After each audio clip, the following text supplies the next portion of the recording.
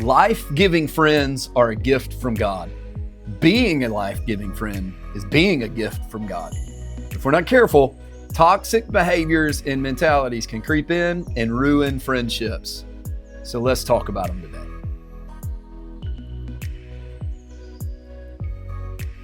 Welcome to the Purpose Project podcast. Man, I'm so glad, I'm so excited that you're on today. My name is Brandon Goff. I am the host of this amazing podcast with this incredible audience that continues to check us out. I hope you'll continue to be a part of this. Help us by sharing, liking, reviewing, and subscribing to the video or the audio podcast. We'd love for you to be a part of our community. Not only do I get to be the host of this podcast, I get to be the pastor of Radiate Church in South Carolina as well. I love what I get to do. A couple weeks ago, we began a series of talks called REALationships, building real relationships in life. And we're really doing it based around the month of love, if you will. You know, February is the time where naturally kind of our mind shifts to relationships. And usually it's romantic relationships, it's marriage, it's dating, it's all those things. But what we really wanted to do was kind of this well-rounded idea of how to build life-giving, impactful relationships across the board. Acquaintances, friendships, coworkers, leadership relationships, whatever the relationships that make up your life look like. We want to talk about how do we build life-giving, impactful relationships together. Now, I'll say this. We are going to have a couple of episodes, starting next episode, actually, on marriage specifically. And here's the truth. If you're single, I want to encourage you to still check those out. Man, there's some great advice that's going to be in those that I wish I had gotten before marriage. I think it would have helped me a ton. But if you're married, if you're dating, if you're engaged, whatever, I think they're so helpful. So we're going to have a couple of episodes about marriage. My wife is going to join me for an episode as we're going to try to debunk some marriage myths in 17 years of marriage. You're going to want to hear that one, man. She's way better than I am at all of this stuff. But here's the truth. Many people struggle with life-giving, meaningful, impactful relationships, friendships, coworker relationships, acquaintances, whatever you want to call them. And I believe the purpose that God has for you, the purpose that God has for all of us is not just found in isolation. It's found in community. I believe that God uses others and that God uses relationship to unlock purpose in our lives.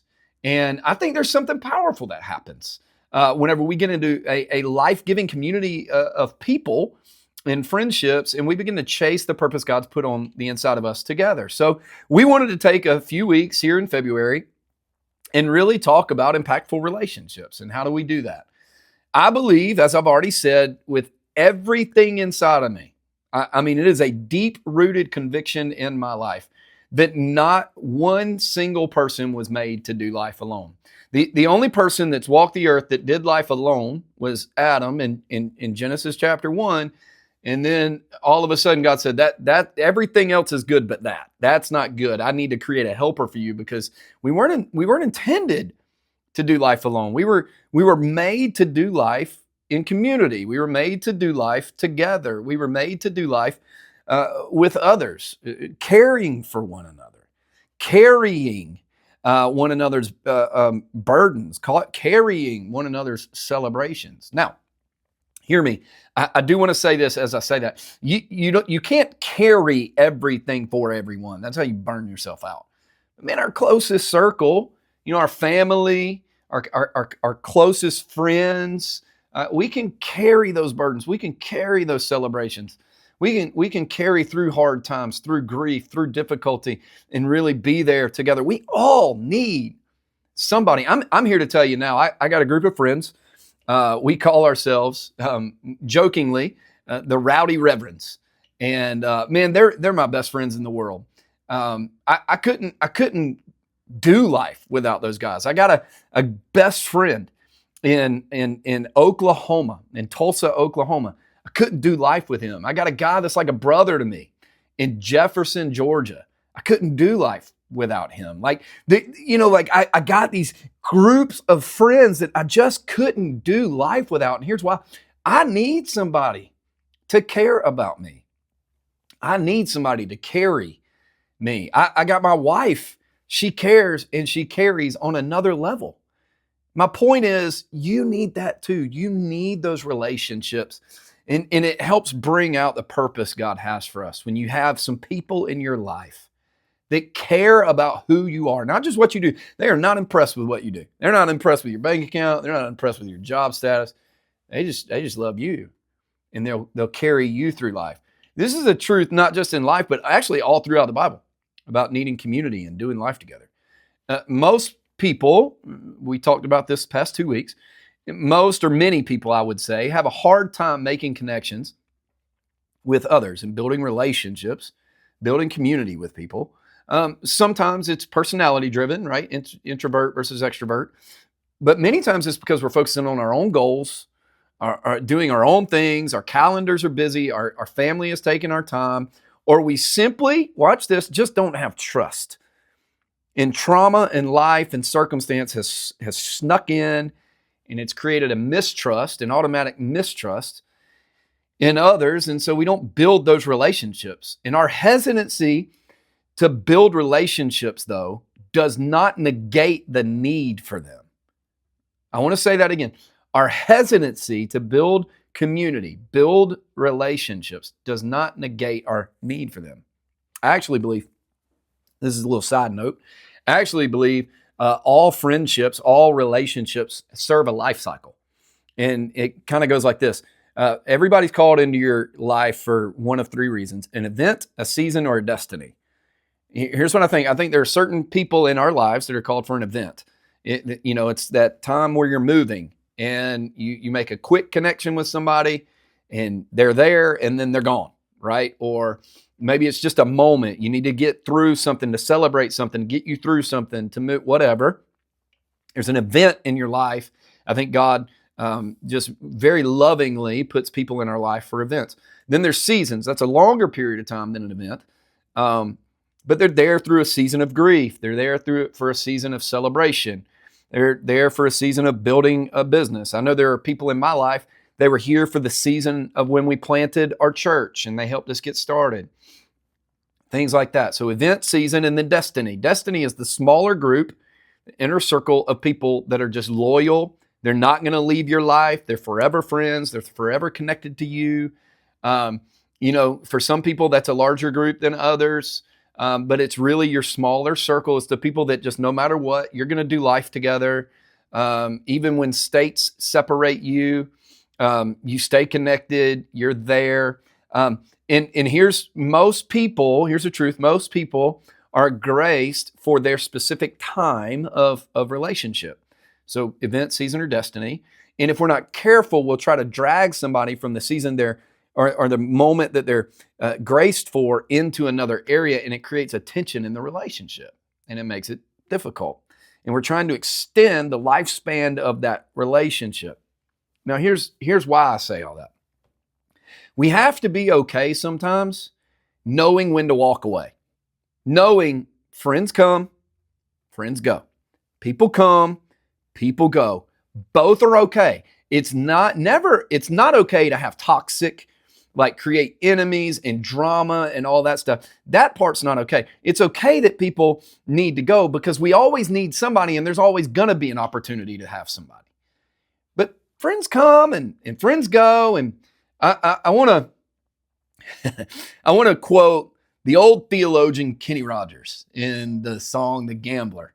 Sometimes you got to know when to hold them. You got to know when to fold them. You got to know when to walk away, and you got to know when to run.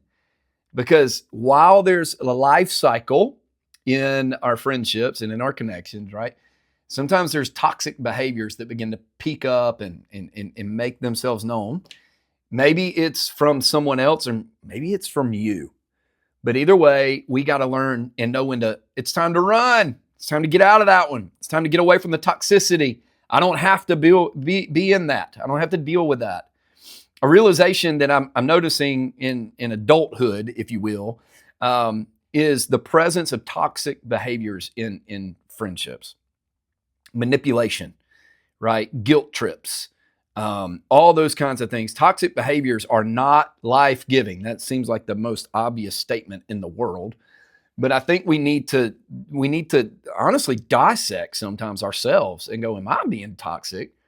Or is the relationship toxic? Toxic behaviors aren't life-giving, and they take life. They're life-taking. God intended for community to add life, not take it from us. Add energy, not take it from us. So let's be friends that add life to one another. And one way we can do that is to go, I don't want to walk in any toxic behavior. So I just want to give you just like 3 or 4 to think through. And honestly, the idea here is not to pull out all toxic behaviors, right? Because, man, I could pull out manipulation. I could pull out guilt. I could pull out all kinds of things, right? But I just want to give you a few just to get your head spinning to go, oh, man, let me think about if what I'm doing is adding life or taking life. If it's taking life, taking impact from people, it's probably toxic. And as you see these in yourself or maybe in others, you don't have to put up with it long. You can know when to walk away and know when to run. Here's one. Everything is all about you or them. I don't really watch Saturday Night Live anymore. I just don't for various reasons, but I just don't think it's as funny as it used to be. But there used to be one of the most hilarious skits that they would do, in my opinion, is one about a character named Penelope. And Penelope was a one-upper.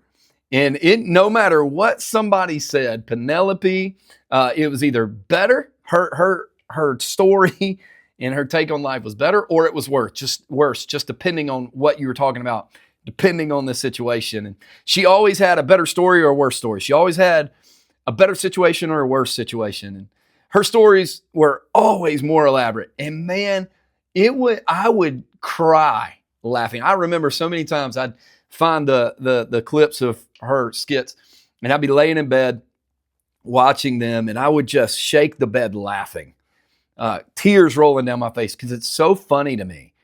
And here's why it was so funny, because every single time it would not ever be about her, but she would bring it right back around to her. If the story always comes back around to you, nobody feels like you're listening to them. They feel like their life, their situation is meant to justify or fix yours. It's toxic. Here's why it's toxic, because life is not all about you. Life is not all about me. So stop making it about you. Right? So like if the story or the situation or the moment always comes back around to a one-up or about you or about them, there's a red flag, okay? It's a little toxic. Here's another one. We get offended too easily. I think this is a reality for a lot of people, if I'm honest. We get offended entirely too easy. Some people are just too sensitive. Let's just call it what it is. Some people are too sensitive. Some people, man, you look at them the wrong way and they'll carry it for a week. You know, like we got to toughen up a little bit. We got to get a little bit more thicker skin, because living in offense is actually a trap that keeps us in a victim mentality in every situation. If we're always offended, we have to first figure out if it's founded in feelings or truth. So when I get offended, I have to go, all right, is this a feeling or a truth? If it's a feeling, it could be an indicator to something deeper, or it could be a reaction. So if it's a feeling, you got to decide, is it an indicator? Is there actually something going on? Or is it just a reaction? I'm just overreacting here. Like this isn't a thing. If it's truth, then have the conversation. If I'm offended because there's a truth in the fact that they said it and they were rude and they were pointed and they did it on purpose. They were dishonoring to me on purpose. Whatever happened to offend you, it was on purpose, and there's a truth to that. Go have the conversation. Go talk about it. Now, here's one of the things that happens way too often. The one thing I have noticed is offense takes root in people's lives, and they either don't have the conversation, or the conversation does happen. They don't like the outcome of the conversation, so now they're enemies forever. It's like, yeah, it just doesn't have to be that way. It goes right back to last week where we talked about love is not full agreement and acceptance, right? So like, figure out, is the offense truth or is it a feeling? And then if it's truth, have the conversation. And once you have the conversation, move on. Even if you don't get the result you wanted, move on. Here's another thing to think about. It's never their fault. It's never their fault or never your fault. No matter what happens, it's never on them. There's always a justification of why they're the exception to the rule. There's always a reason they missed the deadline. There's always a reason they couldn't make it to the guys' night. There's always a reason they were just a jerk, right? There's always a justification. It's never their fault. They're always the exception. Here's the truth. If it's never their fault, it usually probably is their fault. Okay? Here's the thing. I don't want to say that to you. If it's never your fault, it usually probably is. You're probably justifying something. Stop being the victim all the time.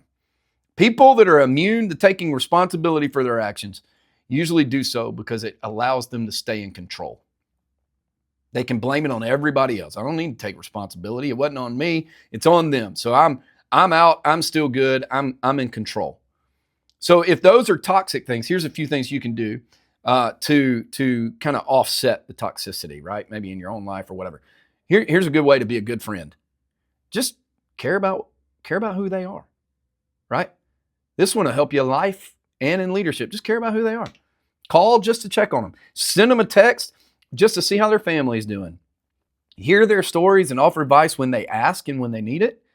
Shoot them a text without them doing it first. If they have to send you a text first all the time, then I don't know that it's a reciprocal relationship. When you make the friendship about them and not just you, you're showing value to who they are, not just what they can do for you. Make the friendship about them. Care about them. It's okay. Care about them too. Here's another thing. Celebrate their celebrations. Celebrate their celebrations. Find reasons to celebrate your friends. Find reasons to celebrate with them. Sometimes it could be as big as a promotion at work or maybe as small as just a good day, right? Just celebrate with them. Every now and then I'll just send a text to a friend and it's like, hey, grateful you're in my life. Thank you for who you are. Thank you for, walking with me through this season. I appreciate it. Just celebrate them. Here's what I know about celebration. If I learn to celebrate the successes of others in the life of others, I'll usually find successes of my own to celebrate too. And here's another one. I don't have to celebrate them alone because people will celebrate with me. Good friends celebrate one another. So we care about who we are, that we celebrate their celebrations. Last one to get you thinking, take the blame. If you're wrong, own it. Don't give a reason. Don't give an excuse. Just, hey, that was on me. I'm sorry. Let me fix it. Make the phone call. Let them know you messed it up. You messed it all up. You want to make it right. Apologize. Move forward. Don't carry it. Don't drag it out. Take the blame. Move forward. Stop letting pride come in the way of building meaningful relationships with people. Man, just move forward just because taking the and keeping you from moving forward because taking the blame feels bad. Doesn't feel good. Man, taking the blame will make you better if you messed it up. Now, let's be honest. It's time to cut the toxicity in relationships. It's the manipulation and the guilt and the it's never their fault and the offense and the one-upper, all that stuff, man. It's time to cut all that out. We're adults. Everyone can benefit from a relationship if there's no toxic relationship. Yes, it may be time. It may be time for you to go. It's time to walk away. I know when to hold them. I know when to fold them. I know when to walk away. I know when to run. This person, man, it's toxic. I got to run from this one. But I don't think we have to run from as many as we think we do. Like maybe I'm the toxic one. Let me give you this thought. If there's always a problem in your friendships and relationships, maybe the problem isn't everybody else. Maybe I need to look at what I'm being toxic in. So let's quit sucking the life out of people. And man, let's start adding life. Let's be an impactful, life-giving relationships. Here's what I want you to remember. You matter to us and you matter to God. You have a purpose and we get an opportunity to go change the world. Can't wait to see you back here again next week.